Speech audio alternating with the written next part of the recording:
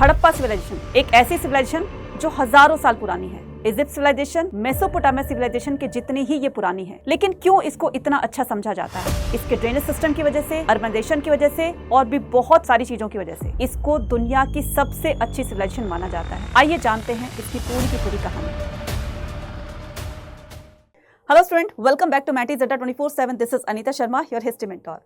Student, आज के session में हम समझने वाले हैं क्लास 12th हिस्ट्री का फर्स्ट चैप्टर जिसका नाम है ग्रीक पीस एंड बोन्स। इस चैप्टर को हम हड़प्पा सिविलाइजेशन के नाम से भी जान सकते हैं। एक ऐसी सिविलाइजेशन जो कि हजारों साल पुरानी है। मेसोपोटामिया सिविलाइजेशन, इजिप्ट सिविलाइजेशन जैसी पुरानी सिविलाइजेशन के जैसी ही एक और सिविलाइजेशन थी हड़प्पा सिविलाइजेशन। लेकिन ये बाकी की सिविलाइजेशन से बिल्कुल अलग थी अपनी क्वालिटी की वजह से। इसको बहुत अच्छा माना जाता था। क्या क्वालिटी थी इसके अंदर जिसकी वजह से बाकी की अदर सिविलाइजेशन से ये बिल्कुल यूनिक मानी जाती है, बहुत अच्छी मानी जाती है? अपने टाउन प्लानिंग की वजह से, अपने ग्रिड पैटर्न की वजह से, अपने ड्रेनेज सिस्टम की वजह से, ऐसी बहुत सारी चीजें थी जिसकी वजह से इसको बहुत अच्छी सिविलाइजेशन कहा जा सकता है। हमारे जो एंसेस्टर थे जिस टाइम में हड़प्पा सिविलाइजेशन थी, उस टाइम में उन्होंने ऐसे बहुत सारी चीज़ों का इन्वेंशन किया जिसको कि आज तक हम यूज़ करते आ रहे हैं, जिसका टच हम आज प्रेजेंट टाइम में भी देख सकते हैं। ग्रिड पैटर्न, ड्रेनेज सिस्टम, ये सारी चीज़ें आज भी तो लागू हो रही है ना। और ऐसी बहुत सारी चीज़ें हैं जो कि आज भी देखने को मिलती है। तो ये पूरा चैप्टर हम समझने वाले, बहुत इंटरेस्टिंग चैप्टर होने वाला है। ठीक है, जितना इंटरेस्टिंग है उतना इंपॉर्टेंट भी है, राइट? तो इस पूरे चैप्टर को समझने के लिए वीडियो को लास्ट जरूर देखना है, और अगर आप चैनल पर नए तो चैनल को सब्सक्राइब जरूर करना है, और इस वीडियो को ज्यादा से ज्यादा अपने नेट तक शेयर भी कर देना है। तो चलिए स्टार्ट करते हैं हड़प्पा सिविलाइजेशन, राइट? चलिए बिगिनिंग से स्टार्ट करते हैं। तो हड़प्पा सिविलाइजेशन को इंडस वैली सिविलाइजेशन के नाम से भी जाना जाता है। ठीक है, तो इंडस वैली सिविलाइजेशन क्यों माना जाता है, इसको क्यों इसके नाम से जाना जाता है? The term Harappa is derived from the place where the civilisation. इसको हड़प्पा सिविलाइजेशन क्यों कहा जाता है, ये सारी चीजें बताऊंगी, राइट? इसके पीछे का रीजन भी बताऊंगी मैं आपको, तो ध्यान से सुनिएगा। ठीक है, तो हम क्या करते हैं, सबसे पहले हम यहाँ पर बात करते हैं कि इसको IVC यानी कि इसको इंडस वैली सिविलाइजेशन क्यों कहा जाता है। क्योंकि ये इंडस रिवर, ये होगी आपकी इंडस रिवर, क्योंकि ये इंडस रिवर और उसके ट्रिब्यूटरीज के आसपास में ये पूरी की पूरी तरह से लोकेटेड थी, इसलिए इसको क्या कहा जाता है, इंडस वैली सिविलाइजेशन कहा जाता है। पहली टर्म तो ये होगी, यानी कि पहला कंसेप्ट आपका क्लियर हो गया। दूसरी बात ये कि इसको हड़प्पा सिविलाइजेशन ही क्यों कहा जाता है, इसको कोई और नाम क्यों नहीं दिया गया? इसको हड़प्पा सिविलाइजेशन क्यों कहा जाता है, इसका नाम यही क्यों रखा गया? क्योंकि हड़प्पा जो थी वो फर्स्ट सिटी थी। हड़प्पा जो थी वो फर्स्ट सिटी थी जहां से एक्सकवेशन का काम स्टार्ट हुआ। एक्सकवेशन का मतलब जहां से खुदाई का काम स्टार्ट हुआ।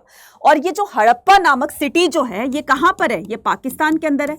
तो इसकी खुदाई का काम सबसे पहले पाकिस्तान के हड़प्पा जैसे सिटी से ही स्टार्ट हुआ, इसीलिए इसका नाम क्या रखा जाता है, हड़प्पा सिविलाइजेशन रखा जाता है। ठीक है, दो कंसेप्ट क्लियर हो गए। तीसरी बात, इसको हड़प्पा कल्चर का नाम क्यों दिया गया?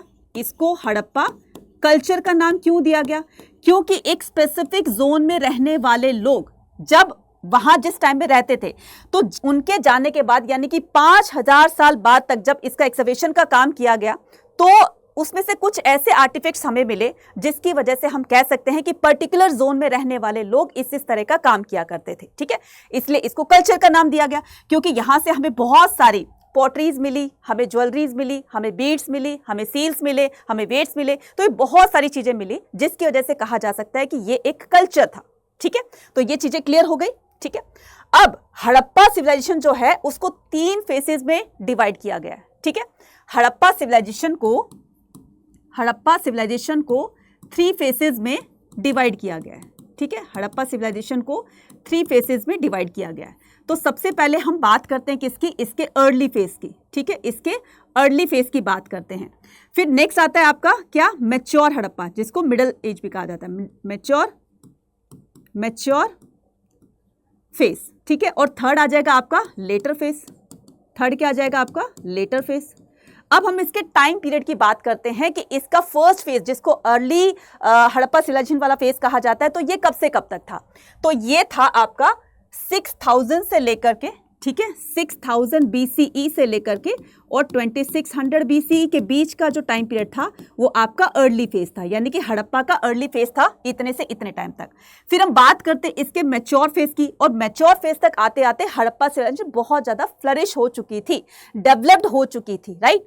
तो इसका टाइम पीरियड है 2600 टू 1900 BCE, राइट, 1900 BC। फिर उसके बाद हम बात करते हैं किसकी, इसके लेटर फेज की। तो इसके लेटर फेज का टाइम पीरियड है 1900 से लेकर के 1300 BC, यानी कि इसमें ये डिक्लाइन होना स्टार्ट हो जाती है। तीनों बात क्लियर हो गई, ठीक है। अब हम क्या करते हैं, चलते अपने कंसेप्ट की तरफ, ठीक है। तो इसका अर्ली फेज जो है, अर्ली हड़प्पा 6000 से लेकर के 2600 जो अभी अभी मैंने बताया है, और इसका जो मैच्योर फेज है वो 2600 से 1900 BC के बीच में, और इसका जो लेटर फेज है वो 1900 से 1300 BC के बीच में, इस term as the later Harappa, ठीक है। नेक्स्ट पे बात करते हैं, राइट। अब नेक्स्ट पे बात करते हैं the distinctive Harappan pottery bricks baked and unbaked. अब ये बेक्ड और अनबेक्ड क्या होती है, मतलब ये ब्रिक्स आप देख रहे हो ना कि ब्रिक बीट्स एंड बोन्स, तो ब्रिक्स का मतलब क्या होता है, ईंटें। तो हमें बहुत सारी ईंटें मिली, और वो ईंटें कच्ची भी थी, पक्की भी थी, यानी कि बेक्ड भी थी और अनबेक्ड भी थी, राइट। तो और हमें इसके अलावा क्या मिले, हमें सील्स मिले, वेट मिले, बीड्स मिली, कॉपर मिले, ठीक है, copper and the bronze articles, ठीक है। उसके बाद में belonging to the Harappan civilisation have been found the region, particular region के अंदर हमें ये सारी चीजें मिली। एग्जाम्पल के तौर पर वो साइट्स बताई गई जहां से ये चीजें मिली, ठीक है। ये अफगानिस्तान से, बलूचिस्तान से, Sindh and Punjab provinces of the Pakistan and Indian state से। तो ये पाकिस्तान और इंडिया दोनों ही कंट्री के अंदर से इसकी साइट्स मिलती है, और साइट्स में से काफी सारी चीजें हमें इसकी मिलती हैं, ठीक है, आर्टिफैक्ट्स मिलते हैं। Of the Jammu and Kashmir, तो इंडिया में अगर पूछा जाए तो जम्मू कश्मीर, ठीक है, पंजाब से, हरियाणा से, राजस्थान, उत्तर प्रदेश, गुजरात एंड महाराष्ट्र से। तो यहां से इंडिया में इन साइट से हमें ये बहुत सारी चीजें मिलती हैं, ठीक है। अब इसकी बात करते हैं हम इसके टाइम पीरियड की। तो टाइम पीरियड जैसे कि मैंने बताया कि अर्ली फेज ये आपका मैच्योर फेज है और ये आपका लेटर फेज है, ठीक है। तो यहाँ पर ये जो अर्ली फेज इसमें बताया गया है, तो ये आपका 6000 आएगा इधर, ठीक है। क्या आ जाएगा आपका, 6000 आ जाएगा, राइट। तो 6000 BC आ जाएगा, ठीक है। तो 6000 BC टू 2600 BC। लेकिन अब ये बात आती है कि मैम टाइम पीरियड तो पता चल गया, लेकिन ये कहाँ से कहाँ तक फैली हुई थी, ये स्प्रेड थी, तो वो थोड़ा सा बता दीजिए। तो हम क्या करते हैं, डायरेक्शंस के ऊपर बात करते हैं, ठीक है। तो ये हो गया आपका नॉर्थ, ठीक है, साउथ, ईस्ट एंड वेस्ट, ठीक है। तो चारों डायरेक्शंस में ये फैली हुई थी। अगर मैं बात करूं किसकी, नॉर्थ की, तो नॉर्थ में ये मांडा डिस्ट्रिक्ट तक, नॉर्थ में ये मांडा कहां पर है बच्चा, जम्मू एंड कश्मीर में, ठीक है, JNK में, ठीक है, वहां तक ये फैली हुई थी। उसके बाद हम आते हैं कहां पर, ईस्ट की तरफ में। तो ईस्ट में ये आलमगीरपुर तक ये फैली हुई थी। उसके बाद में हम साउथ में आते हैं, तो साउथ में ये दायमाबाद तक फैली हुई थी। और अगर हम बात करते हैं इसके वेस्टर्न साइड की, तो वेस्टर्न साइड में सुत कांजेडोर है ना। तो वेस्टर्न साइड में क्या आ जाएगा, सुत कांजेडोर, राइट, सुत कांजेडोर, ठीक है। तो ये यहां तक फैली हुई थी। शेप कौन सी बन गई बच्चा, इसकी शेप बन गई है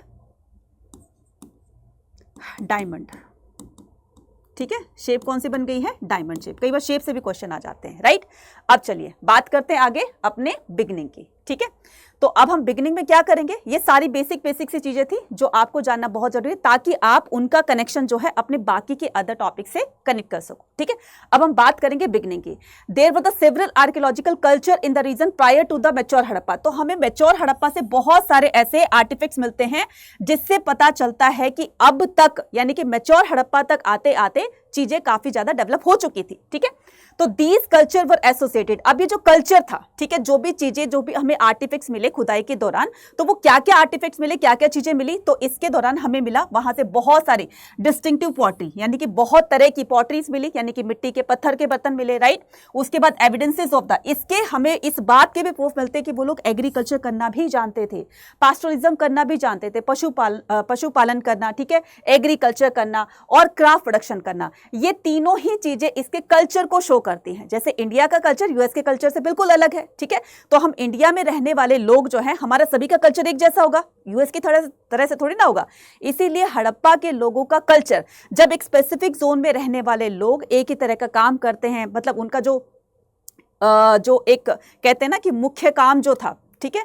तो वो क्या था, एग्रीकल्चर करना, पैस्टोरलिज्म करना और क्राफ्ट प्रोडक्शन करना, ठीक है। तो ऐसे ही इन्हीं चीजों से रिलेटेड हमें बहुत सारे इनके एविडेंसेस मिलते हैं। तो सेटलमेंट्स वर जनरली, तो सेटलमेंट्स होते थे, सेटलमेंट्स किसको कहा जाता है, घरों को कहा जाता है कि वो कैसे घरों में रहते थे। तो इनके सेटलमेंट जो होते थे जनरली स्मॉल होते थे, छोटे छोटे घरों में रहते थे, बहुत बड़े बड़े घर नहीं होते थे, ठीक है। There were virtually no large building, ठीक है। तो हमें कोई इतनी बड़ी बिल्डिंग नहीं मिली कि भाई बहुत बड़ी बड़ी बिल्डिंग, मल्टी स्टोर्ड बिल्डिंग बना करके वो लोग रहते हों, ठीक है। छोटे छोटे घर होते थे, राइट। अब हम बात करेंगे इसके सबसिस्टेंस स्ट्रेटजीज की, मतलब इनका जो एक प्रमुख व्यवसाय था, यानी कि ये जो काम किया करते थे, मेन ऑक्यूपेशन क्या था उनका, अब हम यहाँ पर बात करते हैं। तो सबसे पहले हम बात करेंगे किसकी, बात करेंगे हम इनके एग्रीकल्चर की, फिर उसके बाद बात करेंगे हम पैस्टोरलिज्म की, देन उसके बाद बात करेंगे हम क्राफ्ट पर्सन की, मतलब क्राफ्ट प्रोडक्शन की। तो सबसे पहले ये लोग कैसे खेती वेती किया करते थे, एग्रीकल्चर कैसे करते थे, इस बात के प्रूफ हमें कैसे मिले। कोई ना कोई तो ऐसे हमें ऐसे रिसोर्सेज मिले होंगे ना जिसकी वजह से हम कह सकते हैं कि वो लोग एग्रीकल्चर भी करना जानते थे। तो ये सोर्सेज कौन कौन से थे, ठीक है। तो द हड़प्पन एक्ट, तो हड़प्पा के लोग जो हैं वो वेजिटेरियन भी थे, नॉन वेजिटेरियन भी थे। इस बात का कैसे पता चलता है, क्योंकि हमें कुछ साइट से कुछ जले भुने हुए बीजों के प्रूफ मिलते हैं। मतलब वो जो जले हुए या फिर भुने हुए बहुत थोड़े से ब्लैकिश हो गए थे, जब खुदाई के दौरान उनको निकाला गया तो इससे ये बात तो पता चलती कि वो लोग एग्रीकल्चर करना जानते थे, मतलब वीट उगाना जानते थे, गेहूं उगाना जानते थे। कहीं कहीं पर एक रेयर केस देखा गया रंगपुर के गुजरात, मतलब गुजरात के रंगपुर में, जहां पर हमें राइस का हस्क मिला है, ठीक है। मिलेट्स करते थे, वीट करते थे, बार्ली करते थे, इस तरह की जो फसल उगाते थे, ठीक है। तो हमें प्लांट के भी प्रूफ मिलते हैं और हमें एनिमल प्रोडक्ट के भी प्रूफ मिलते हैं। एनिमल प्रोडक्ट का मतलब होता है कि कुछ ऐसी चीजें, ठीक है, जैसे एनिमल को हंट करके वो मार करके उसका मीट बना, मतलब उसको मीट के रूप में यूज किया करते थे, खाने में यूज किया करते थे, तो हड्डियां वड्डियां छोड़ देते थे, ठीक है। इसलिए इसका नाम ब्रीक पीस एंड बोन्स रखा गया ना। तो यहाँ पर हड्डियों की बात आती है, ठीक है, बोन्स की बात आती है। तो चाहे वो एनिमल की हो, चाहे वो किसी इंसान की हो, तो यहाँ पर उसको जो स्टडी किया जाता है तब पता चलता है कि ये पर्टिकुलर किसकी बोन्स है, ठीक है। तो हमें कुछ एनिमल बोन्स की भी प्रूफ मिले जिससे पता चलता है कि ये लोग पहले हंट किया करते थे, देन उसके बाद उसको हंट करने के बाद उसको खाने में यूज किया करते थे। तो ये वेजिटेरियन नॉन वेजिटेरियन दोनों थे। तो हमें कौन कौन से हमें जो है वो प्रूफ मिलते हैं एनिमल्स के, तो animal bone found the Harappan site including those the cattle. तो हमें प्रूफ मिलते हैं शीप, गॉट, बफेलो, पिग, घड़ियाल ऑल्सो फाउंड। उसके अलावा हमें कुछ वाइल्ड स्पीसीज के, वाइल्ड यानी कि जंगली जानवरों के प्रूफ मिलते हैं। जंगली जानवर का मतलब होता है कि वो लोग जंगल में जाकर के हंटिंग किया करते थे, उनको मार करके खाया करते थे। तो इस तरह के भी प्रूफ मिलते हैं हमें, ठीक है। तो bones of the fish and fowl are also found. Next sir बात करते हैं हम एग्रीकल्चर टेक्नोलॉजी की, ठीक है। एग्रीकल्चर टेक्नोलॉजी वो लोग क्या यूज करते थे, मतलब खेती वेती जब करते थे तो किस तरह की टेक्नोलॉजी या किस तरह की एक्टिविटीज किया करते थे। तो हम सबसे पहले बात करेंगे representation on the seals of terracotta. इस तरह का हमें एक टेरिकोटा बुल की फॉर्म में एक टॉय मॉडल मिला है, ठीक है, मिट्टी का खिलौना मिला है। अब मिट्टी का खिलौना तभी मिलेगा जब वो चीजें उस टाइम में प्रचलन में होगी, वो चीज चलती होगी, तभी तो वो चीजें हमें मिट्टी के खिलौने के रूप में दिखाई दी।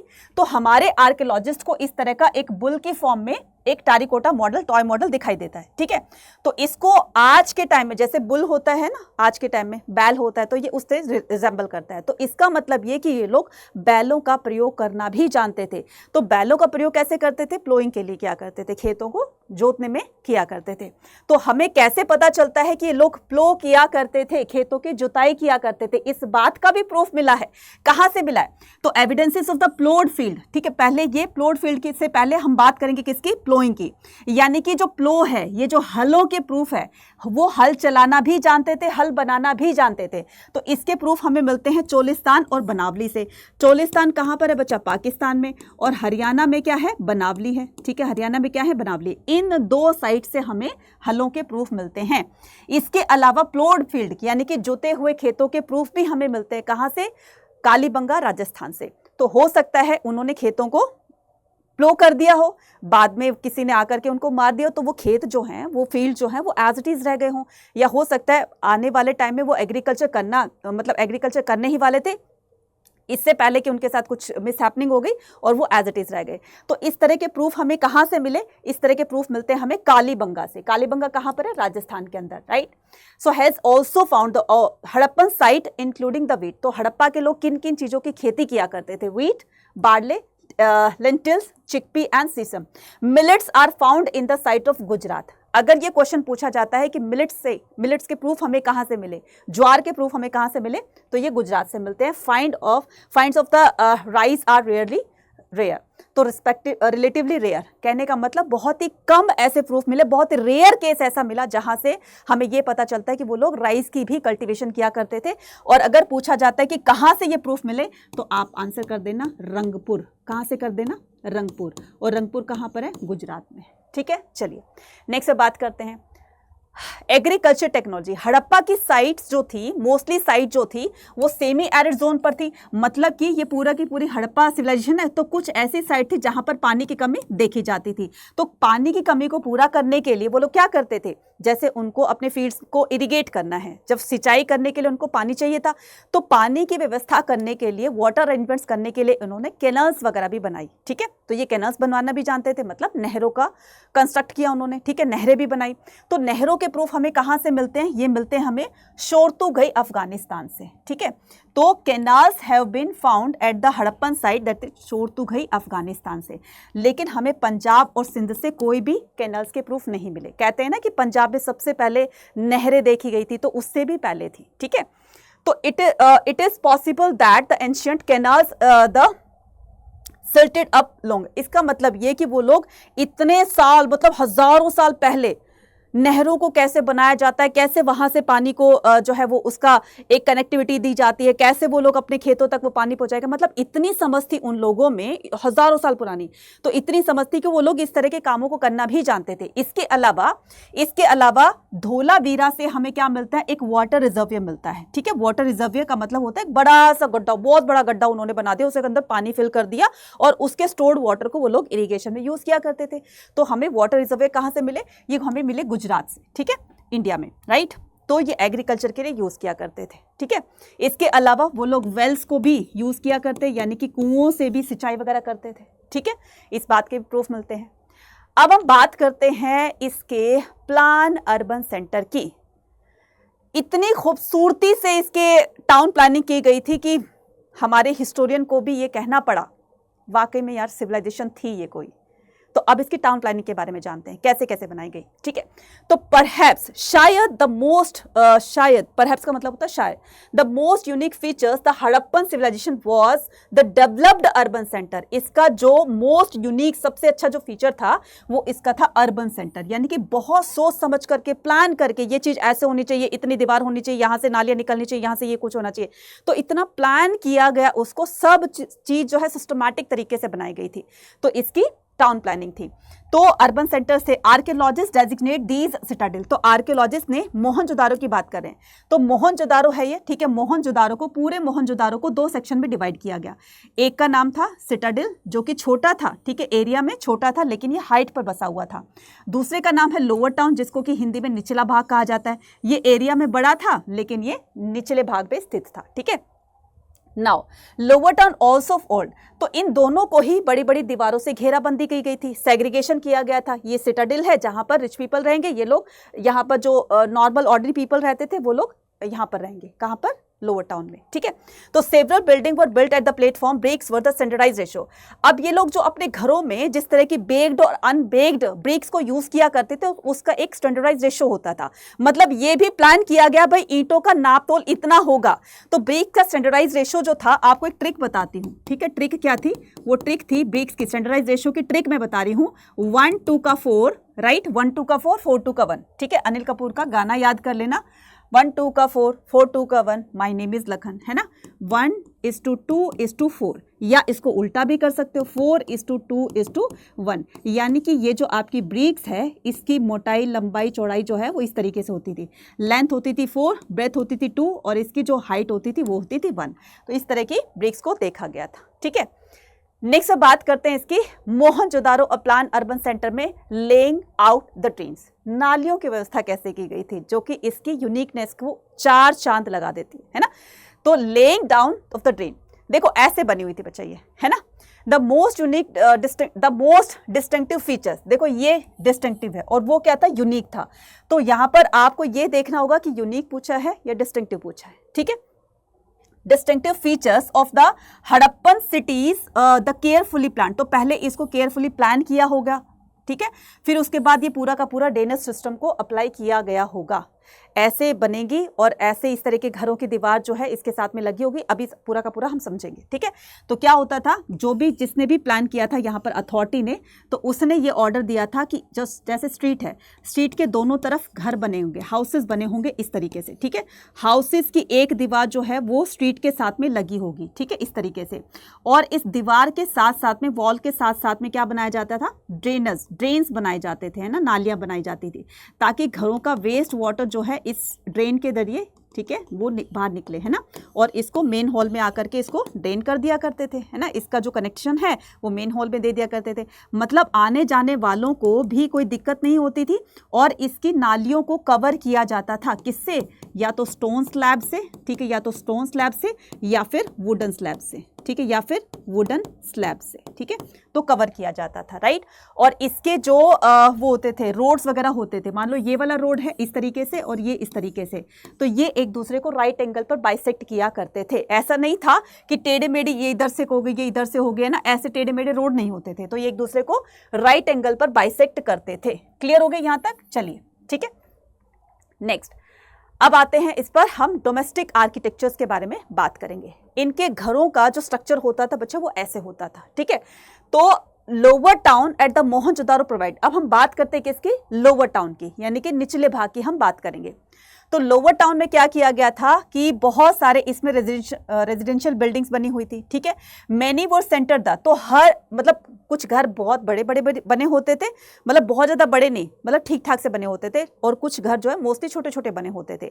तो जो बड़े बड़े घर होते थे तो उनके बीच में, एक घर के बीच में ही एक आंगन होता था। आपने भी देखा होगा आपके घर में, यानी कि विलेज जहाँ से आप बिलोंग करते होंगे, तो पहले ऐसे ही होता था कि हर घर में ना एक छोटा सा आंगन होता था। आंगन के अंदर बहुत सारी एक्टिविटीज़ होती थी, जिसको कोर्टयार्ड कहा जाता है ना।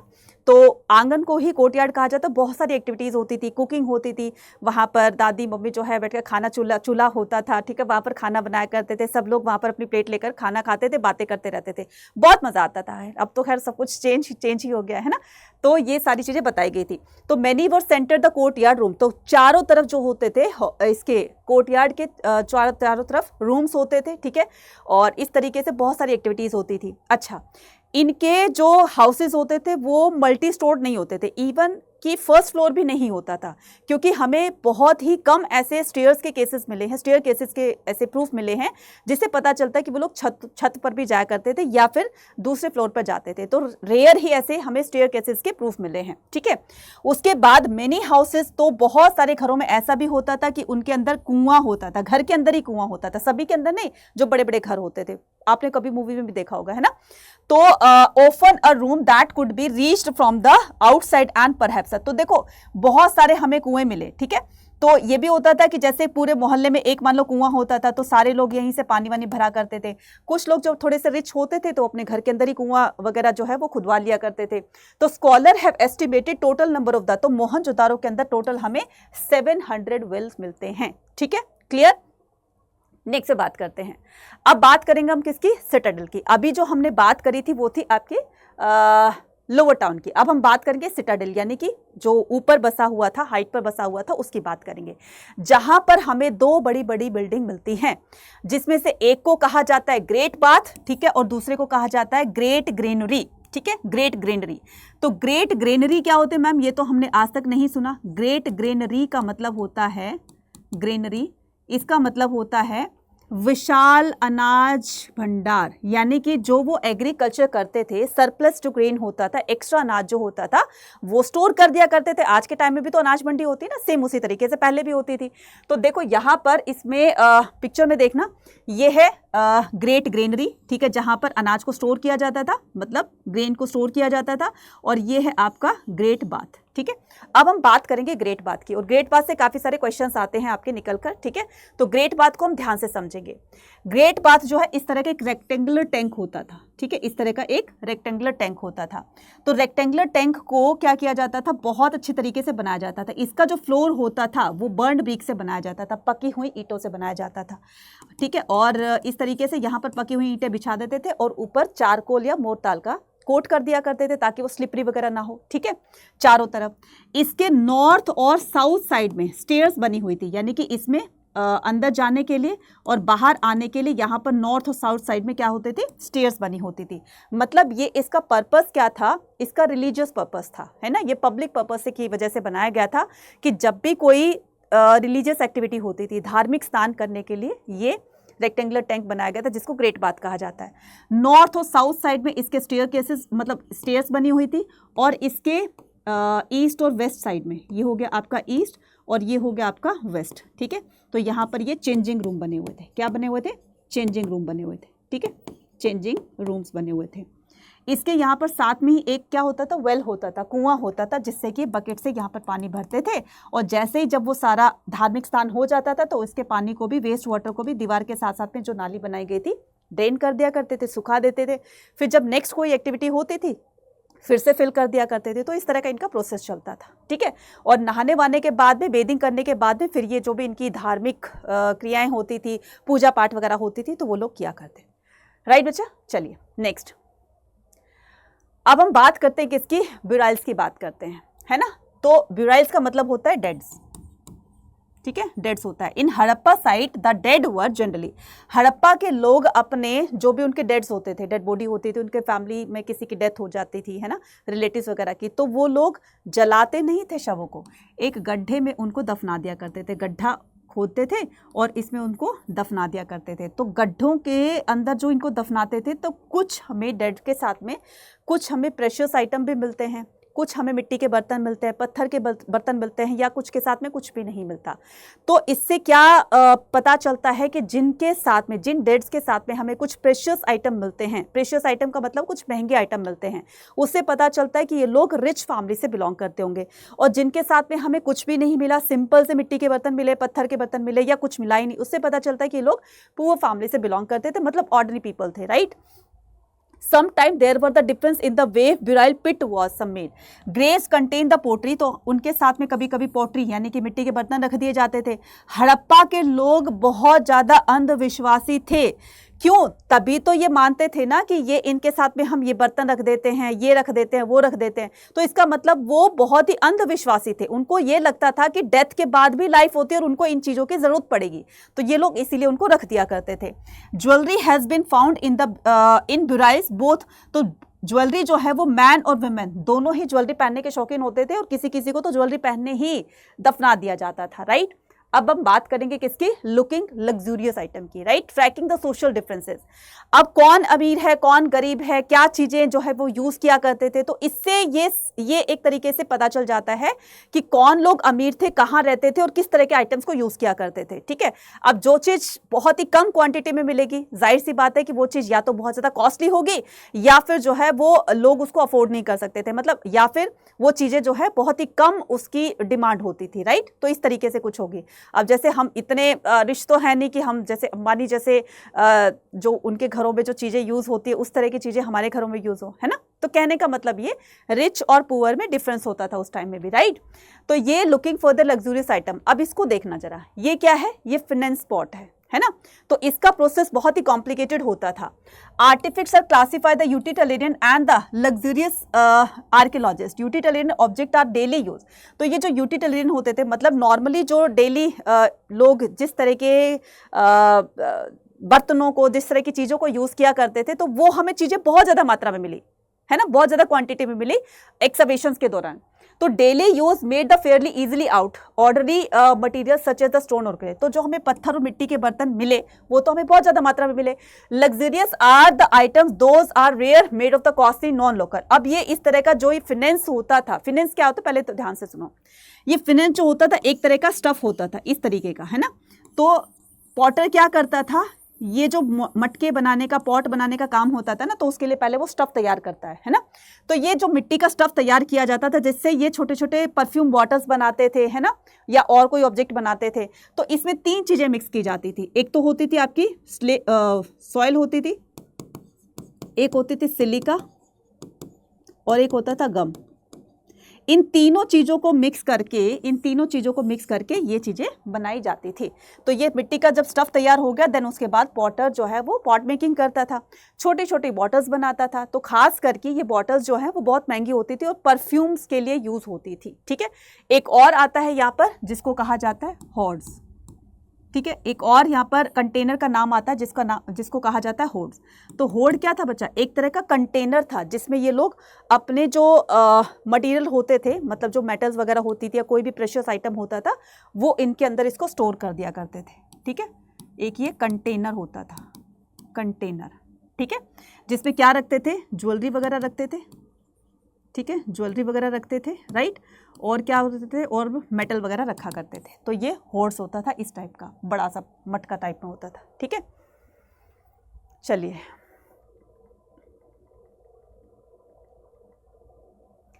Now finding out about the craft production. अब हम बात करेंगे किसकी? क्राफ्ट प्रोडक्शन की। मतलब ये लोग मोती बन के बनाने का काम भी किया करते थे, व्यापार करना भी, ट्रेड करना भी जानते थे, है ना। तो किस तरीके से डील करना होता था, किस तरह से लेन देन होता था, तो ये सारी चीज़ें करना भी जानते थे। ना सिर्फ इंडिया के लोकल एरियाज से इनके कनेक्शन से, बल्कि ये इंडिया से बाहर के लोगों के साथ भी ट्रेड किया करते थे, ट्रेडिंग रिलेशंस वहाँ से बनाते थे। अदर जो सिविलाइजेशन थी, तो हमें वहाँ से भी कुछ प्रूफ ऐसे मिलते हैं कि हड़प्पा के लोगों के ट्रेडिंग रिलेशंस वहाँ तक भी फैले हुए थे। ठीक है, तो हमें एक सील के ऊपर एक बोट वाला सीन दिखाई देता है। दैट मीन्स कि ये बोट भी कहीं ना कहीं चलती होगी, समुद्री यात्राएं करते होंगे। तो इससे पता चलता है कि वो लोग बाहर के देशों से ट्रेडिंग भी किया करते थे। चन्हू दारो क्या है? एक बहुत टाइनी, हालांकि है छोटा, लेकिन सबसे ज्यादा यहाँ पर क्राफ्ट प्रोडक्शन किया जाता था। ठीक है, तो बीड्स मेकिंग का काम किया जाता था, शेल्स कटिंग का, मेटल वर्किंग का, राइट, सील्स मेकिंग का एंड वेट मेकिंग का। इतने सारे काम जो है इस छोटे से सेटलमेंट यानी कि चन्हू दारो में किए जाते थे। तो variety of the material use to beads था, तो बहुत सारी चीजें, जैसे ये क्राफ्ट प्रोडक्शन किया जाता था, मोती बनके बनाने का काम किया जाता था, और भी ऑब्जेक्ट बनाए जाते थे। तो उसमें काफी तरह के मेटल्स यूज होंगे, काफी तरह के मटेरियल्स यूज होंगे। तो ये जो मटेरियल है कहाँ से लाते थे और कहाँ पर लेकर जाते थे, तो ये लेन देन कहाँ कैसे कैसे होता था, यही सारी चीजें बताई गई हैं। ठीक है, तो मैं यहाँ पर आपको सारी चीजें लिख देती हूँ, सो दैट कि आपको एक ही जगह पर वो सारी चीजें मिल जाए, ताकि आपको इधर उधर ना ढूंढनी पड़े। ठीक है, चलिए, तो मैं यहाँ पर कहाँ से क्या चीजें आती थी वो सारी चीजें यहाँ पर मैं लिख देती हूँ, राइट। चलिए,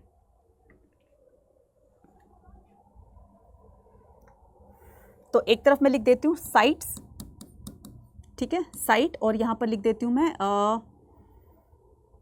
मेटल,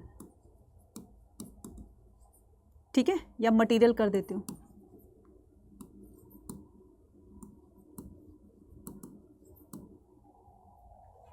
राइट,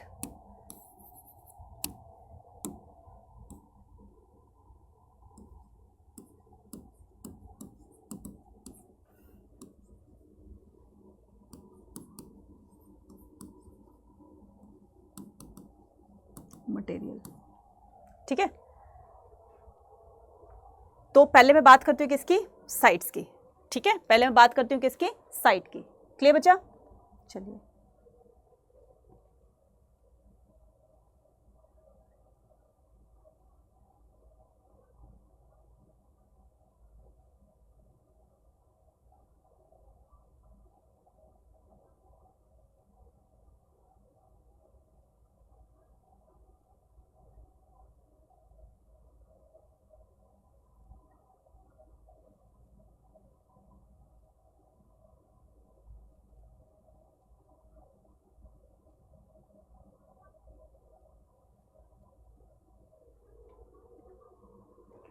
साइट्स है, एक तरफ ऑब्जेक्ट है, मटेरियल है और मेटल्स है, तो ये तीनों ही चीजें लिख देती हूँ। तो सबसे पहले हम बात करेंगे किसकी? बात करते हैं हम शोरतुगई की। ठीक है, बात करते हैं हम किसकी? शोरतुगई की। तो शोरतुगई, शोरतुगई कहाँ पर है बच्चा? अफगानिस्तान में। तो इस शोरतुगई से लापिस लाजुली लाया जाता था। लापिस लाजुली, लापिस लाजुली का मतलब क्या होता है? एक ब्लू कलर का स्टोन होता था, ठीक है, ब्लू कलर्ड स्टोन होता था। ठीक है, तो वो जो बीड्स वगैरह में यूज करते थे, तो वो शोरतुगई से लाया जाता था। दूसरे पर हम बात करते हैं किसकी? लोथल की। ठीक है, लोथल से क्या लाया जाता था बच्चा? कार्लेनियन। क्या लाया जाता था? कार्लेनियन। ठीक है, कार्लेनियन क्या होता है? एक रेड कलर का स्टोन होता है। ठीक है, क्या होता है? एक रेड कलर स्टोन होता है। ठीक है, चलिए, उसके बाद यहाँ पर बात करते हैं किसकी? कालीबंगा की, खेतरी की। ठीक है, खेतरी की बात करते हैं। तो खेतरी से क्या मंगवाया जाता था? खेतरी से, खेतरी जो कि कहाँ पर है? राजस्थान में। ठीक है, खेतरी कहाँ पर है? राजस्थान में। यहाँ से कॉपर लाया जाता था। ठीक है, यहाँ से कॉपर लाया जाता है, कॉपर के लिए बहुत ज़्यादा फेमस है, आज भी फेमस है। उसके अलावा south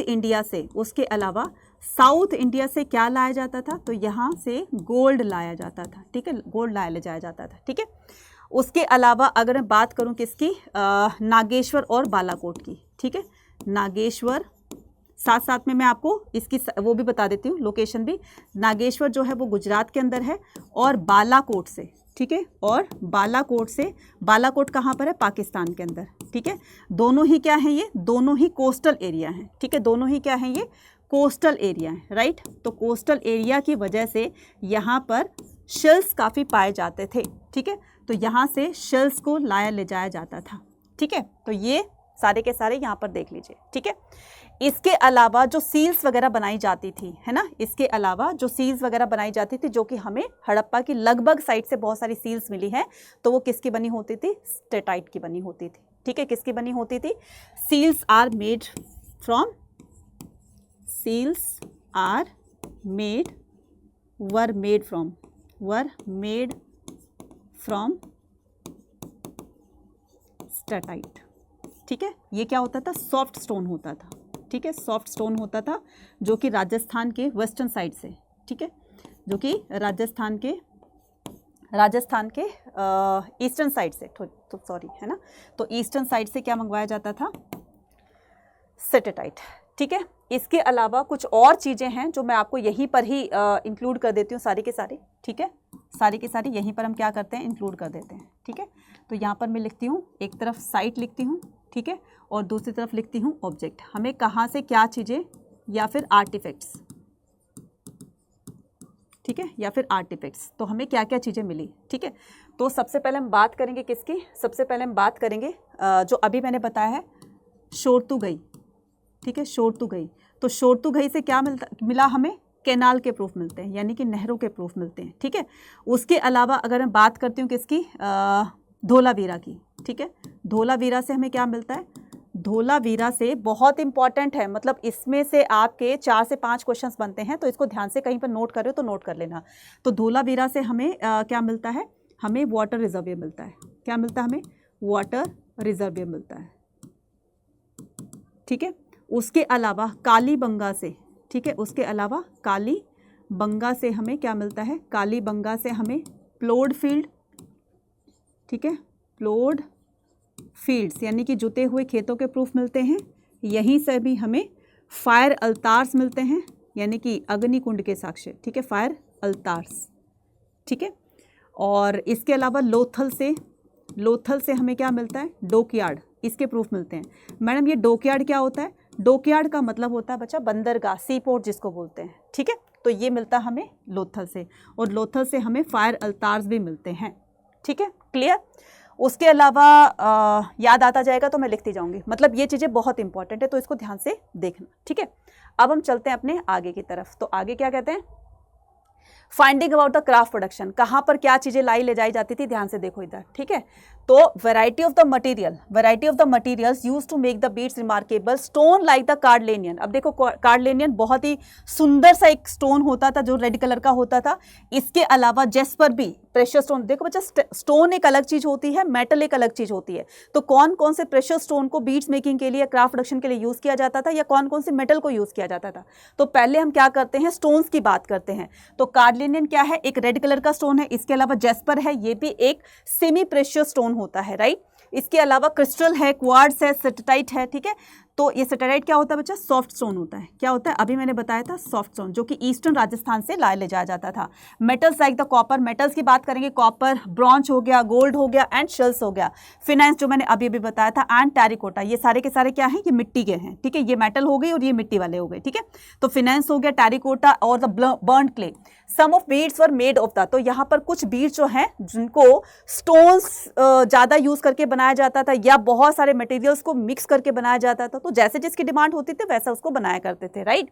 so these shape were the, तो इनकी जो क्राफ्ट प्रोडक्शन होता था या बीड्स मेकिंग की जो शेप वगैरह होती थी, तो अलग अलग टाइप की होती थी, ठीक है। तो ये डिस्क शेप्ड होता था। उसके बाद डिस्क शेप का मतलब होता है जैसे वो पहले सीढ़ी वगैरह नहीं आती थी गोल गोल इस तरह की, राइट। सिलेंड्रिकल शेप में होता था, स्फेरिकल होता था, बैरल शेप्ड होता था, ठीक है, और सेगमेंटेड होता था। सम वर डेकोरेटेड विद द साइनिंग, और कुछ जैसे ये बीड्स बना दिए जाते थे तो इनके जब होल किए जाते थे तो इन होल के ऊपर ना कैप लगाई जाती थी, तो वो भी मेटल्स की होती थी, गोल्ड की होगी, कॉपर की होगी, तो जैसे जिसकी डिमांड होती थी कर लगाते थे। नेक्स्ट बात करते हैं हम finding about the craft production में, identify the centre of the craft production. अब कौन कौन से सेंटर्स थे जहां से हमें इस तरह की चीजें मिलती हैं। Archaeologist identify the centre of the craft production, तो हमें कहां से पता चला हमारे आर्कियोलॉजिस्ट को कि यहां से ये लोग जो है क्राफ्ट प्रोडक्शन को मतलब क्राफ्ट प्रोडक्शन किया करते थे। तो जहां पर ये लोग बैठकर काम करते थे, बीड्स मेकिंग का काम करते थे किसी और तरीके का, तो जो छोटे छोटे पीस होते थे उनको धरती में छोड़कर चले जाते थे। तो जब आर्कियोलॉजिस्ट ने एक्सकवेशन का काम किया तो वो चीजें बाहर निकली। इससे पता चलता है कि पर्टिकुलर उसी एरिया के अंदर हमें काफी सारी चीजें मिलती है, काफी सारे छोटे छोटे पीसेस मिलते हैं, जिससे पता चलता है कि यहाँ पर बैठकर वो काम किया करते थे। जो बड़ी बड़ी मेटल्स होती थी, बड़े बड़े जो जैसे मेटल हो गए या बड़े बड़े जो स्टोन्स हो गए, तो उनको अदर कामों में यूज ले लिया करते थे, उससे अदर ऑब्जेक्ट बनाते थे, छोटे ऑब्जेक्ट बना लिया करते थे। बड़े पीस से छोटे पीस बन सकते हैं, लेकिन बहुत छोटे छोटे होते थे, उनको धरती में छोड़कर चले जाते थे, ठीक है। नेक्स्ट आता है हमारे पास material from the subcontinent and beyond. कहां से कौन कौन सी चीजें लाई ले जाई जाती थी, मैंने अभी अभी आपको सारा बताया। Harappa procured the material craft production in the various ways. Terracotta toy model क्या बताता है हमें, तो ये किस तरह से कम्युनिकेट करते थे, मतलब एक जगह से दूसरे जगह पर जाने के लिए किस तरह से कम्युनिकेशन का यूज किया करते थे, कौन से कम्युनिकेशन मीन्स ऑफ कम्युनिकेशन। तो अगर इनको लोकल ही कहीं जाना होता था, ये बुलक कार्ट का यूज किया करते थे। अगर इनको इंडिया से बाहर जाना होता था तो ये सी रूट फॉलो किया करते थे, है ना। तो another strategy for procuring the raw material may have been sent to expeditions which established the communication with the local communication, ठीक है। तो ये दोनों तरीके से सी रूट भी फॉलो करते थे और लैंड रूट भी फॉलो करते थे, ठीक है। नेक्स्ट, और ये बुल्लक कार्ट के हमें प्रूफ मिलते हैं जिससे कि पता चलता है कि अपने वहां पर सामान वामान जो भी बनाते थे तो उसको सेल करने के लिए एक जगह से दूसरी जगह पर जाते रहते थे, ठीक है।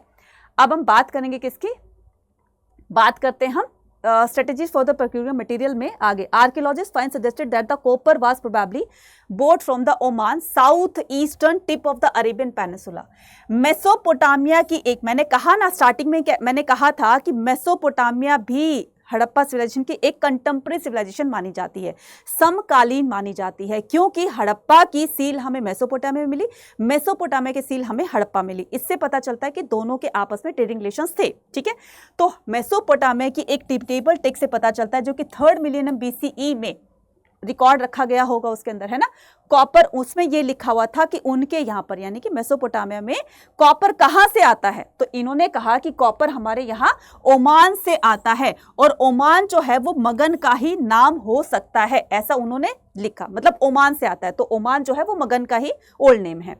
Other archaeologist find that the include the Harappan seal. तो दूसरे आर्कियोलॉजिस्ट को, मतलब आर्कियोलॉजिस्ट को क्या क्या चीजें मिली वहां से, किसी को सील्स मिलती है, वेट मिलते हैं, डाइज मिलते हैं, beads which suggested that contact with the region Dilmun. तो इनसे ये भी पता चलता है कि मेसोपोटामिया के अलावा दिलमुन से भी उनके ट्रेडिंग रिलेशंस थे। अब मैडम ये दिलमुन क्या होता है, दिलमुन बच्चा बहरेन का आयरलैंड था, ठीक है, जैसे इंडिया का आयरलैंड है ना, फटाफट से कमेंट सेक्शन में लिखकर बताओ एक आयरलैंड बताना आपको, ठीक है, इंडिया का।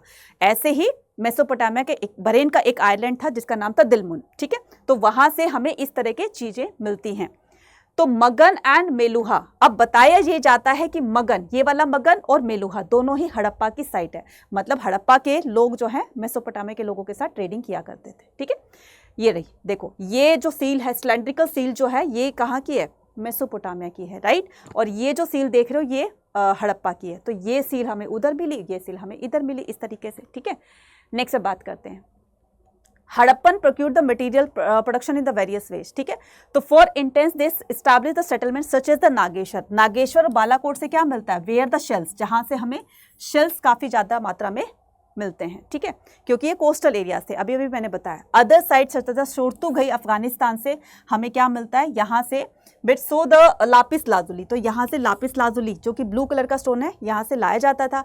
इसके अलावा कार्लेनियन लोथल से, ठीक है, बरोच इन गुजरात, राइट। तो लोथल से very highly valued and the Lothal which was near the sources of the Karlenian from the Bharoch in Gujarat. इसके अलावा सिटेटाइट यानी कि साउथ राजस्थान से, है ना, साउथ राजस्थान से सिटेटाइट सॉफ्ट कलर का जो सॉफ्ट स्टोन जो होता था तो वो साउथ राजस्थान से मंगवाया जाता था और नॉर्थ गुजरात से, ठीक है। And metal from the Rajasthan, और इसके अलावा मेटल्स जो होती थी यानी कि कॉपर वो भी राजस्थान से मंगवाई जाती थी, ठीक है। Another strategy for procuring the raw material may have been send the expedition. तो दूसरी चीज़ें हमें बहुत सारी चीज़ें हमें इस बात का प्रूफ देती हैं कि उनके ट्रेड रिलेशंस बाहर भी थे, जैसे कि अभी अभी हमें मेसोपोटामिया के बारे में सुना। तो खेतरी रीजन वो था जो कि राजस्थान का बहुत ही फेमस साइट कही जा सकती है, यहाँ से कॉपर ले जाया जाता था और साउथ इंडिया से गोल्ड लाया जाता था। ये सारी चीज़ें मैंने एक ही जगह पर लिख दी हैं। सील्स एंड स्क्रिप्ट की बात करते हैं तो इनके जो ट्रेडिंग्स होते थे, है ना बच्चा, वो ऐसे होते थे, ठीक है, इस तरीके के होते थे। तो सील्स एंड द सीलिंग, तो एग्जाम्पल के तौर पर बताया गया है कि अगर इनको किसी के साथ डील करनी वगैरह होती थी, मान लो दूर दराज के देशों में किसी को भेजना होता था, तो ये क्या करते थे, अपने किसी वेलविशर को किसी एक बैग में, है ना, बैग में कुछ वैल्यूएबल चीज़ें डाल करके और उनको दे दिया करते थे, लेकिन उस बैग को बहुत अच्छी तरीके से सील किया करते थे, ठीक है। यही कंसेप्ट है आपका सील और सीलिंग का। एक बैग होता था, फॉर एग्जांपल मान लो मुझे जो है कोई चीज़ पहुंचानी है, ठीक है, किसी अदर ट्रेडर के पास में, तो मैं किसी अपने वेलविशर को वो बैग दे करके वहां तक पहुंचा दूंगी, ठीक है। तो ये ट्रेड कैसे होता था, ये विश्वास के आधार पर होता था। तो इस बैग में मैंने बहुत सारी वैल्यूएबल चीज़ें डाल दी, फिर इसके जो माउथ होता था बच्चा, तो उसको रैप करके उसके ऊपर गीली मिट्टी का लेप कर दिया करते थे। देन उसको गीली मिट्टी का लेप करके जब वो गीली होती थी तो वेट होती थी, तो उस पर वो जो सेंटर होता था, यानी कि मैंने अपनी स्टैंप वहां पर लगा दी, ठीक है, गीली मिट्टी पर ही लगा दी, तो फिर उसको 2 से 3 दिन धूप में सुखाया जाता था, पूरी तरीके से ड्राई हो जाती थी, सन ड्राइड करने के बाद ही उसको बैग दिया जाता था और इस तरीके से इनकी डीलिंग होती थी। अब हम बात करते हैं एनाग्रामेट स्क्रिप्ट की। यहाँ पर देखो इनकी सील्स पर कुछ ऐसे चीज़ें लिखी हुई हैं, ठीक है, यहाँ पर देखिए ये इस तरीके से, राइट, यहाँ पर इस तरीके से, ये इस तरीके से कुछ ऐसी चीज़ें लिखी होती थी जो कि डिसाइफर नहीं की जा सकी, इसीलिए आज तक इसकी स्क्रिप्ट को पहचाना ही नहीं गया, इसीलिए इसकी स्क्रिप्ट को एनाग्रामेटिक स्क्रिप्ट को कहा जाता है, गूढ़ रहस्यमय स्क्रिप्ट कहा जाता है। क्यों? क्योंकि इसमें बहुत सारे छोटे छोटे सिंबल्स बने होते थे, इतने छोटे बने होते थे कि पढ़ने में या समझने में भी नहीं आते थे। तो क्या होता था कि Harappan seals usually have a line of writing, Harappa की सील्स में क्या होते थी, एक राइटिंग इस तरीके से लिखी होती थी, राइट। इसमें ना सिंबल्स बने होते थे बच्चा, कुछ इस तरीके से सिंबल बने होते थे, जैसे कि एक बताया गया है इसमें जनरली एन एनिमल, तो एक एनिमल की फोटो उसमें बनाई जाती थी सील में, जो मैंने स्टार्टिंग में दिखाई थी। उस एनिमल का क्या मतलब होता था कि जो पढ़ लिख नहीं सकते थे, है ना, जैसे हमारे अगर मैं दादी बाबा की बात करूं, है ना, वो पढ़ लिख नहीं सकते थे, इलिटरेट थे बिल्कुल भी, खास करके दादी। तो दादी को अगर 500 रुपए का या 200 रुपए का या 100 रुपए का बार बार वो नोट दिखाया जाए, तो दादी कुछ ना कुछ तो ऐसे उसमें कुछ पहचान बनाएगी, जिसके जैसे ही उनके पास वो नोट आएगा तो पहचान जाएगी भाई ये 100 का नोट है, या तो उसको 100 से पहचानेगी, या उसमें कोई ना कोई ऐसी पिक्चर होगी जिसकी वजह से फौरन पहचान जाएगी। सेम ऐसे ही हड़प्पा के लोग जो पढ़ लिख नहीं सकते थे, तो उनको सील्स के बारे में कैसे समझाया जाता था, तो उसके लिए सील पर एक एनिमल डिपिक्ट किया जाता था, एनिमल की फोटो छापी जाती थी कि भाई इसका मतलब ये है, और वो अच्छी तरीके से समझ जाते थे, राइट। मोस्ट इंस्क्रिप्शन, जो इनके इंस्क्रिप्शंस होते थे बच्चा, वो बहुत छोटे होते थे, है ना, छोटे छोटे होते थे। अब सोचो जरा, इतने छोटे इंस्क्रिप्शन होंगे, इसमें कुछ लिखा होगा तो वो कैसे समझ में आएगा। जो सबसे बड़ा हमें इंस्क्रिप्शन मिला उसमें टोटल 26 साइन थे, सोचो जरा, ये सबसे बड़ा था, तो कितने छोटे छोटे होंगे। ऑल्दो द स्क्रिप्ट रिमेन अनडिसाइफर्ड, हालांकि अभी तक आज तक स्क्रिप्ट अनडिसाइफर्ड है, ठीक है, तो इसको डिसाइफर नहीं किया गया है। It is evidently not alphabetical as the note. तो हमेशा ये याद रखना, क्वेश्चन आता है कि हड़प्पा की स्क्रिप्ट कैसी थी, वो पिक्टोग्राफ थी, है ना, पिक्चर बेस्ड थी, पिक्टोग्राफ, ठीक है। स्क्रिप्ट कैसी थी, स्क्रिप्ट जो होती थी वो पिक्टोग्राफ होती थी, पिक्टोग्राफ, ठीक है, पिक्टोग्राफ थी।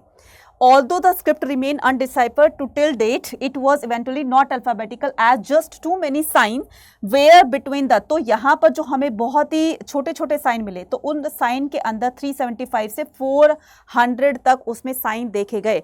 और ये लोग कैसे लिखते थे, ये लोग राइट से लेफ्ट की तरफ लिखते थे, है ना, ये लोग राइट से लेफ्ट की तरफ लिखते थे। हम जो लेफ्ट से राइट की तरफ लिखते हैं ऐसे नहीं लिखते थे, राइट से लेफ्ट की तरफ लिखते थे, ठीक है। चलिए नेक्स्ट, अब हम बात करते हैं इसके एंड होने की। ये इतनी ज़्यादा फ्लरिश थी, तो मैडम ये एंड कैसे हुई? यहाँ के लोग बहुत अच्छे थे, आपस में बहुत ही मिलजुल कर रहा करते थे, सब कुछ अच्छा अच्छा चल रहा था, तो मैडम ये डिक्लाइन कैसे हुई? क्वेश्चन आ रहा होगा जरूर आपके दिमाग में। इसके डिक्लाइन होने के काफ़ी सारे रीज़न माने जाते हैं। तो पहला रीज़न हम बात करते हैं किसके, 1800 के अंदर हमें कुछ ऐसे एविडेंसेस मिलते हैं जिससे पता चलता है, मतलब 1800 BC में most mature Harappan region such as the Cholistan, example के तौर पर चोलिस्तान को बताया गया है। तो चोलिस्तान 1800 BC में कुछ ऐसा वहां पर हुआ, कुछ नेचुरल डिजास्टर्स की वजह से, नेचुरल कैमिनिटीज की वजह से वहां के लोग, हो सकता है बहुत ज्यादा फ्लड आ गई हो सारे, और फ्लड तो आती रहती थी, बेचारे घर बनाते थे, फ्लड आती थी, सारे घर वर उनके डिस्ट्रॉय हो जाते थे, फिर से बनाते थे। तो ऐसा उन्होंने 2-3 बार किया, लेकिन एक बार इतनी ज्यादा फ्लड आ जाती है कि उन्होंने दोबारा बनाए नहीं, और इतनी ज्यादा फ्लड आ जाती है कि वो लोग जान बचा करके अपने और ये दूसरी साइड्स की तरफ चले जाते हैं, ठीक है। अब वहां की पॉपुलेशन इंक्रीज हो जाती है। तो such as the Cholistan had been abundant, यहां से क्वेश्चन आता है आपका पक्का कि Cholistan had been abundant when, question mark, तो आपका आंसर आ गया 1800। Simultaneously there was the expansion the population, अब जहां पर ये लोग जाएंगे अपनी जान बचाकर, जिस साइड के अंदर जाएंगे, जिस भी साइड के अंदर रहने लगेंगे, तो वहां की पॉपुलेशन इंक्रीज हो जाएगी। तो ये लोग कहां चले गए भागकर? गुजरात, हरियाणा और वेस्टर्न उत्तर प्रदेश के अंदर। तो अब पॉपुलेशन बढ़ेगी तो जाहिर सी बात है कि चीजों की शॉर्टेज भी होगी, खाने की शॉर्टेज होगी, सेटलमेंट्स की शॉर्टेज होगी, ठीक है, खेतों की शॉर्टेज होगी, और वाटर, मतलब हर तरह की शॉर्टेज होगी, राइट। तो धीरे धीरे ये भूख की वजह से, क्लाइमेट टेम्परेचर बढ़ने की वजह से, है ना, डिफॉरेस्टेशन की वजह से, इन सभी चीज़ों की वजह से इसका डिक्लाइनेशन धीरे धीरे होता चला जाता है, ठीक है। अब हम नेक्स्ट पे बात करते हैं सील, स्क्रिप्ट एंड वेट्स की, ठीक है। तो पहले बात करेंगे हम वेट्स की।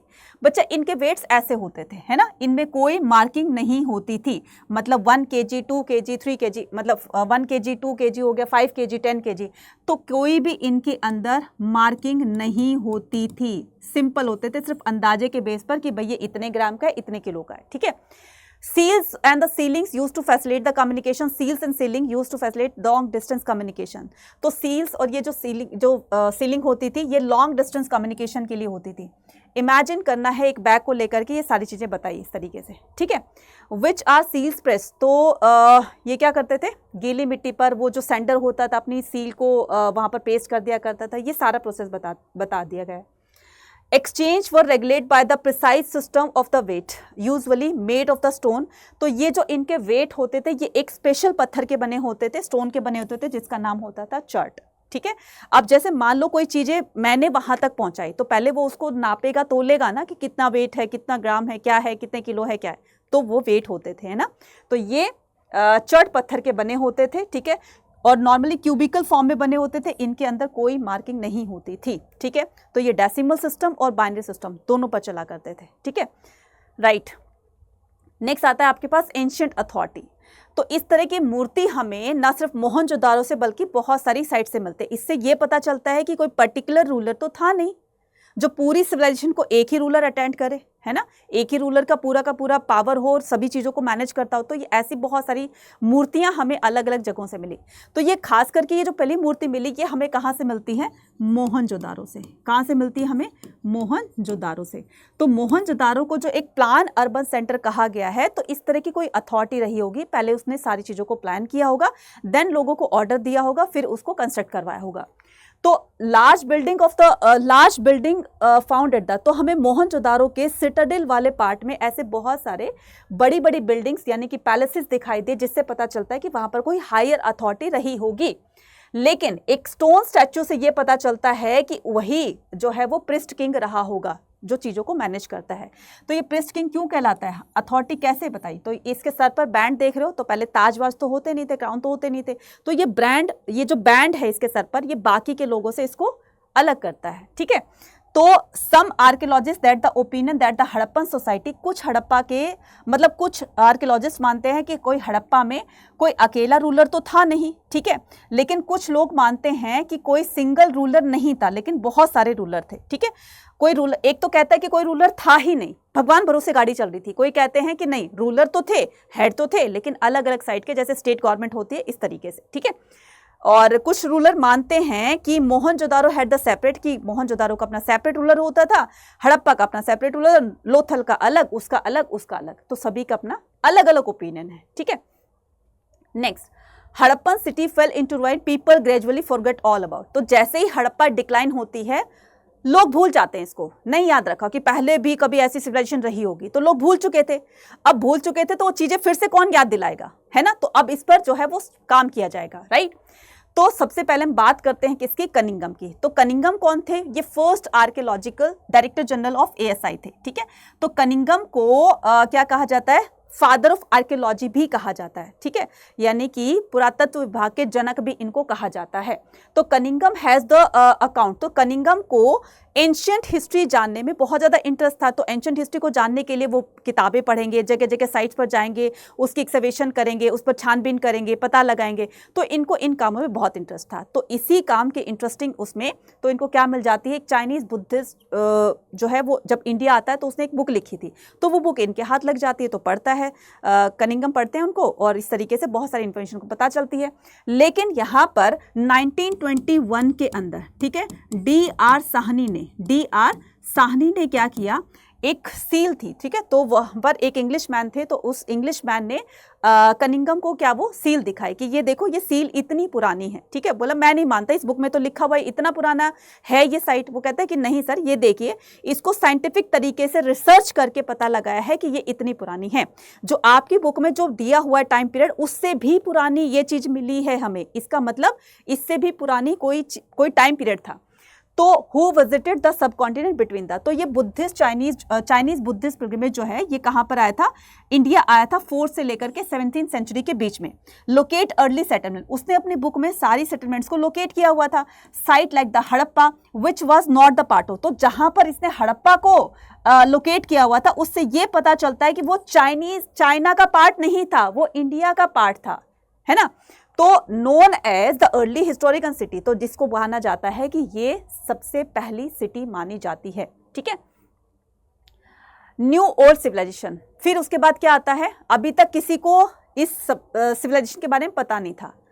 तो जॉन मार्शल 1924 में इस तरह की अनाउंसमेंट करते हैं कि एक ऐसी भी सिविलाइजेशन है जो हमारे लिए नहीं है लेकिन वो बहुत ज़्यादा पुरानी है।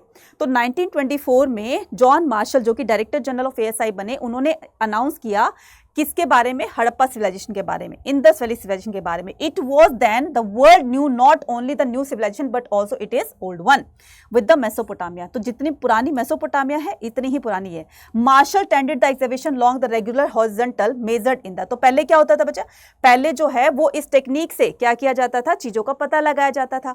अब ये क्या है, ये लेयर्स हैं, मिट्टी की, सॉइल की लेयर्स हैं।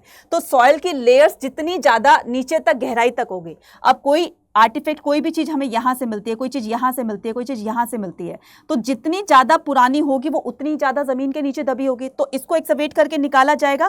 दैट मीन्स कि इसके ऊपर जो लेयर होगी तो वो सबसे पुरानी होगी, ठीक है। फिर जैसे जैसे चीज़ों को खोदा जाएगा तो मिट्टी की लेयर को स्टडी करके चीज़ों का पता लगाया, उसकी एज का पता लगाया। तो इसी प्रोसेस को क्या कहा जाता है, स्ट्रेटियोग्राफी कहा जाता है। क्या कहा जाता है बच्चा, इसको कहा जाता है स्ट्रेटियोग्राफी, ठीक है। चलिए,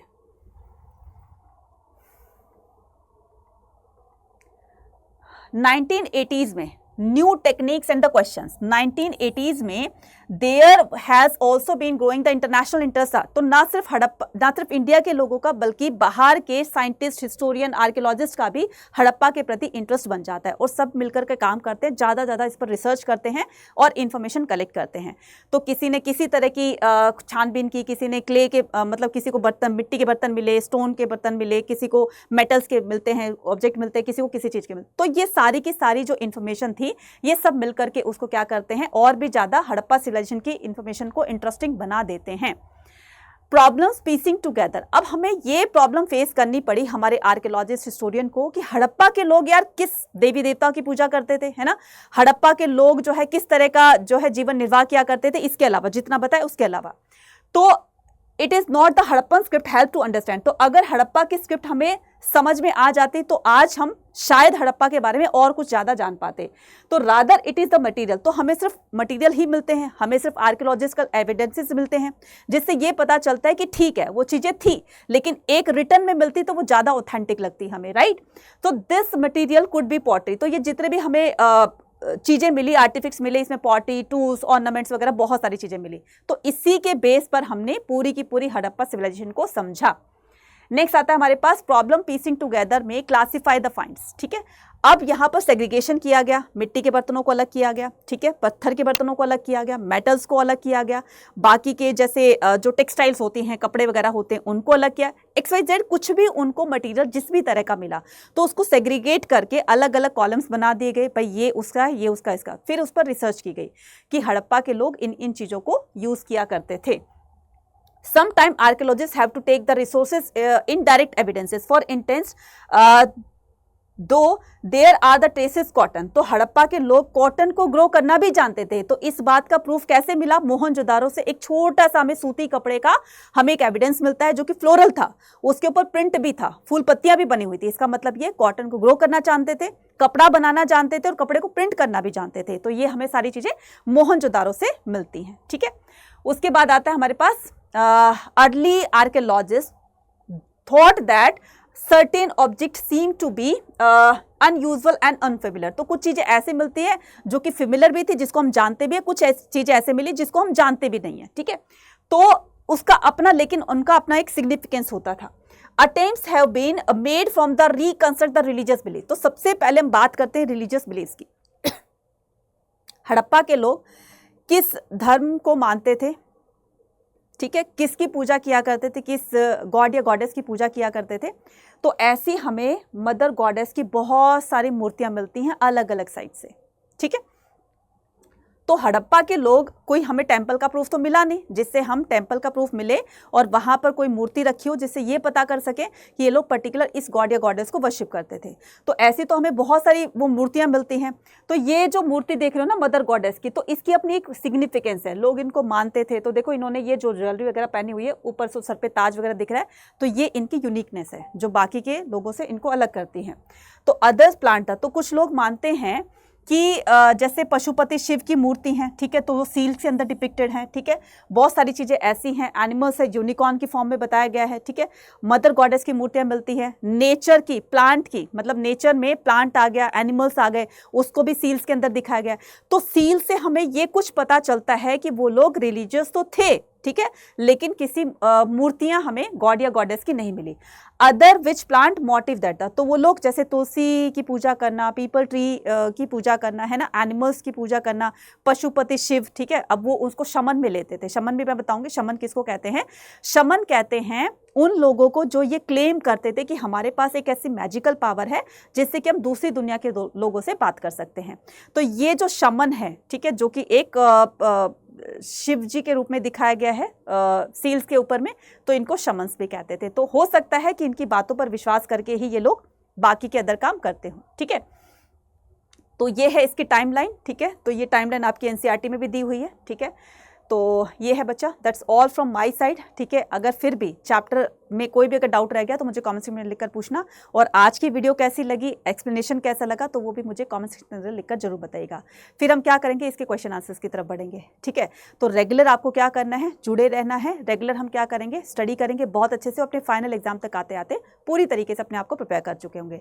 तो यहाँ पर अगर आपको अपने आप को और अच्छे तरीके से प्रिपेयर करना है, फाइनल एग्जाम के अंदर अच्छा स्कोर करना है, चाहे वो CUET हो, चाहे वो आपका बोर्ड एग्जाम हो, तो आप इसमें एनरोल कर सकते हो आधार 2.0 के अंदर। मैक्सिमम डिस्काउंट पाने के लिए कूपन कोड यूज करोगे Y489, या फिर आप CUET plus class 12th board दोनों के लिए प्रिपरेशन करना चाहते हैं तो आपके लिए ये महापैक है। इनको परचेज करने के लिए आपको अड्डा 24/7 की ऐप को डाउनलोड करना है, ठीक है, अभी डाउनलोड कर लो, ठीक है। और इसकी जो PDF है वो मेरे आपको टेलीग्राम चैनल पर मिल जाएगी। तो मेरा टेलीग्राम चैनल है क्या, history by Anita ma'am CUET अड्डा 24/7, ठीक है। तो ये इस पर सर्च कर लेना। यहाँ पर क्या करेंगे, स्कूल के 12 पर क्लिक करेंगे। तो जैसे यहाँ पर class 12th board exam click करेंगे तो यहाँ पर ये देखिए आधा, ये है आपका आधार 2.0। ये क्लास 12th बोर्ड के लिए है, सिर्फ इसमें क्लास 12th की ही प्रिपरेशन कराई जाएगी। इसमें इकोनॉमिक्स है लेकिन इनके अंदर बाकी के अंदर इकोनॉमिक्स नहीं है। तो चाहे विदाउट इकोनॉमिक्स लो या फिर आप विद इकोनॉमिक्स लो, तो ये आपके ऊपर डिपेंड करता है। मान लो किसी के पास इकोनॉमिक्स है, नहीं है तो आपको ये वाला चूज करना है। तो यहाँ पर क्या करोगे, ये इकोनॉमिक्स है तो हिस्ट्री पॉलिटी मैम पढ़ाएंगे और हिस्ट्री मैं पढ़ाऊंगी और इकोनॉमिक्स सर पढ़ाएंगे, और विद मैथ जो है वो भी आप ले सकते हो, ठीक है। तो पहले अपने उसको यहाँ पर देख लेना कि कौन कौन से सब्जेक्ट है उसके अंदर।